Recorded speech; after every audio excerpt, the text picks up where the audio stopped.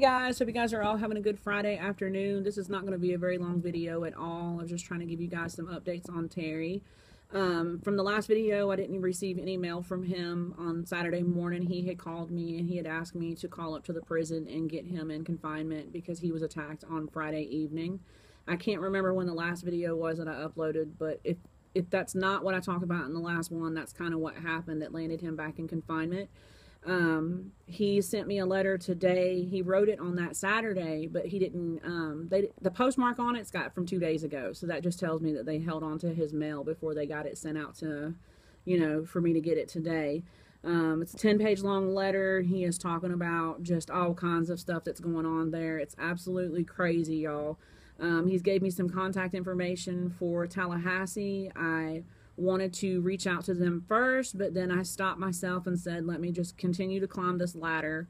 It's a brand new institution as far as trying to reach them other than trying to talk to them, like for visits or whatever.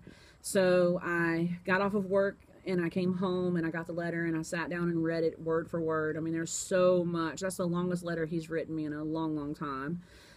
Basically telling me that, we're going to have to go above the institution because they're just not taking him serious there at all. So I wanted to, reach out to the classification officer because I've been lucky, at other camps being able to talk to them. And for the most part, they've been very helpful. You know what I mean? So I reached out to her and she gave me her email address and I was able to sit down and compile an email and with all the information in it.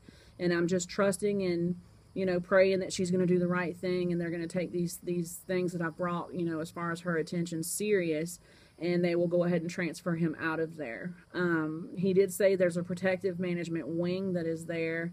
There's, a lot of people that are in there for protection. The downfall with him going into a place like that is the hours for visits is only 2 hours a week. So that's not going to help me at all. I cannot do an 8-hour trip for 2-hour visit. You know what I mean? I don't feel like he needs to be there at all. He is not safe there. This person that's there has been there longer. The word's already gotten out that he's there and it's just going to continue to be problems. So I'm going to pray really, really hard on it and trust and believe that this person that I've contacted today is going to do the right thing and get him transferred out of there. If I don't hear anything from her by Tuesday or Wednesday, then I'm just going to start climbing that ladder. I mean, I don't want to go above the institution unless I absolutely have to, but he needs to be kept safe, you know what I mean? And it's just really hard for me right now, y'all. It's been a rough week for me not being able to hear from him on the phone and not getting any kind of mail because we've been writing each other every single day. That's the last words that he told me. I will write you every day, you know what I mean? Normally it takes 2 to 3 days for mail to come, and I just feel like they're just doing it on purpose, you know what I mean? So it's very, very stressful.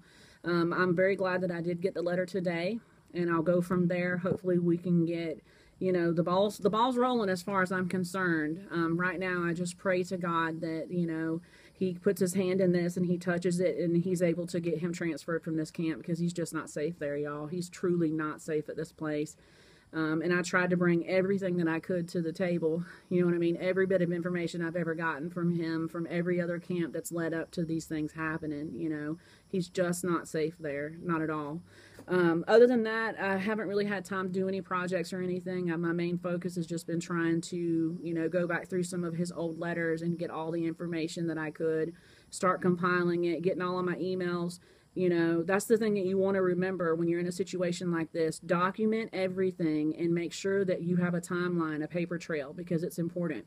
You want to keep a paper trail going so that if you can't get this door to open, you're able to go to another door and you have like history. You know what I mean? So I hate to be really, really short. I'm going to get off of here. I've got a few things to take care of this afternoon. I probably won't hear from him, by phone. I don't look for them to let him out of confinement over the weekend. But if I hear anything else other than that in another letter, you know what I mean? This letter I got today was dated for the 24th, so I don't know what's coming tomorrow. But if I hear anything else, I will definitely, get over here and let you guys know, because right now it's a waiting game. We've got a holiday on Monday, so it's probably going to be slow, getting a response back from her. And then, of course, the mail will get backed up again, and that's ridiculous, too. So thank you guys all so much for your prayers. Thank you so much for the support over here and on Facebook. And just please pray for him right now. You know, pray that he's able to keep himself in check. And, you know, the people that are in this institution that, you know, he's in their custody. It's up to them to keep him safe. You know, I just pray that she's going to be able to look at all of this and get him moved from there. Because if not, I'm just going to continue to climb the ladder. I have no choice. I mean, I'm the only advocate that he has out here. You know what I mean? And all he wants to do is serve his time without all of the crap, you know, without all of the drama. And, you know, it's just crazy. Absolutely crazy. I can't believe they put him in a camp with someone like this, you know. He tried to tell them, like, put me in protective management.